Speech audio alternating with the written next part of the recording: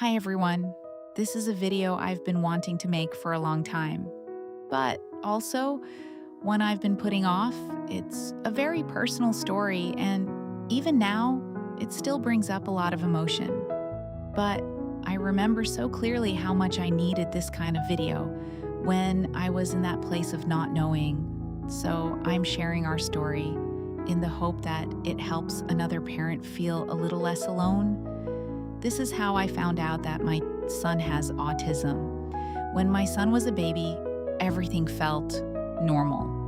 He was happy, smiley, affectionate. He made eye contact, he loved cuddles, and he started saying a few early words around 13 or 14 months. Mama, Dada, the usual.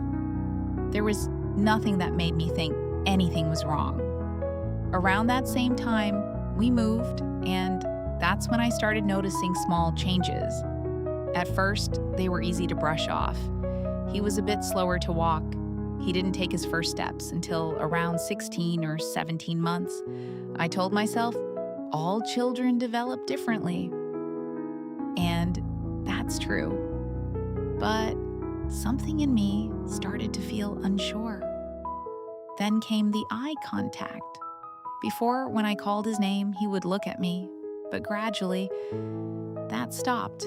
I'd call him again and again, and he just wouldn't respond. It was like he didn't hear me. That's when I first wondered if it might be a hearing issue. At the same time, other things started to stand out. He became very focused on repetition. Sleep became extremely difficult. He would wake in the middle of the night and stay awake for hours, sometimes laughing or crying intensely. There were moments that honestly felt overwhelming and confusing. As a first-time parent, I didn't know what was typical and what wasn't. I didn't have family around me, so I found myself constantly observing other children. At the playground, I'd watch how other toddlers reacted, how they responded to their names, how they engaged with their parents. And I started to notice the difference more clearly.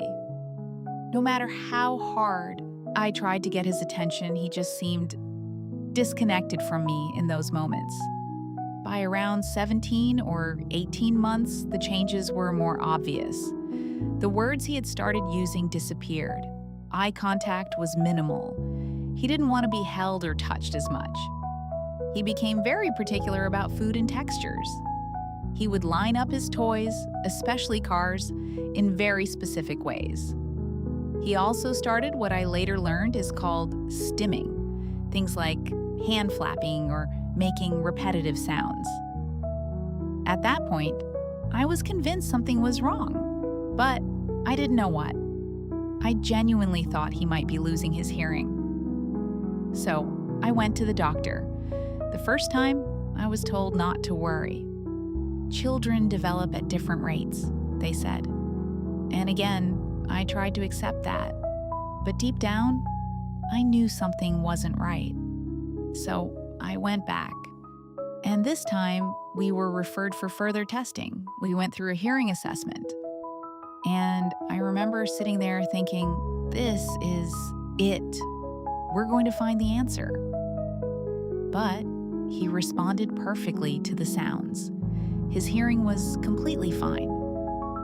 And that's when things shifted. After the assessment, a pediatric specialist asked to speak with me. We had a longer evaluation session where they asked detailed questions about his behavior, how he played, how he interacted, what he liked, what he avoided. Looking back now, so many of the things they asked about were signs I hadn't fully understood at the time, like his preference for being alone, his sensitivity to certain sensations, the way he interacted with his environment. At the end of that process, they told me they believed he was on the autism spectrum. I remember the moment so clearly, even though I had sensed that something was different. Hearing it out loud was something else entirely. I felt a mix of emotions. Part of me felt relief because finally there was an answer, but there was also fear. A lot of fear. I didn't know what it meant for his future. I didn't know how to help him. I didn't know what life would look like. I went home and cried a lot. Not because I loved him any less, of course not, but because I was stepping into the unknown, and I felt completely unprepared. And what made it harder was the lack of guidance. I was given very little information at the time.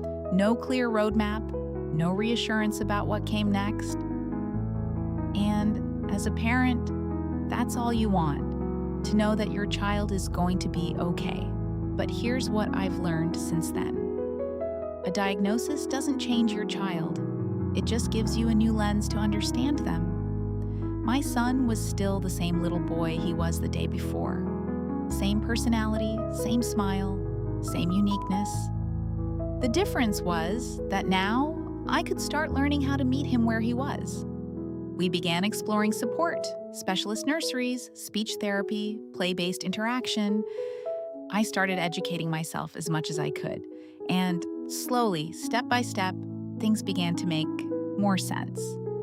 One of the most important shifts for me was realizing that connection might look different, but it is absolutely possible. I learned to join him in his world instead of trying to pull him into mine, and that's where our bond really started to grow. If you're watching this and you're in that early stage, questioning, worrying, not knowing, I just want to say this.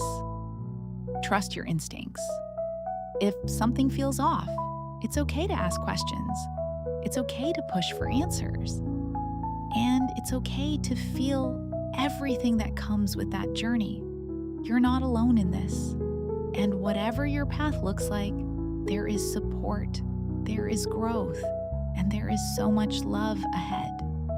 Thank you for listening.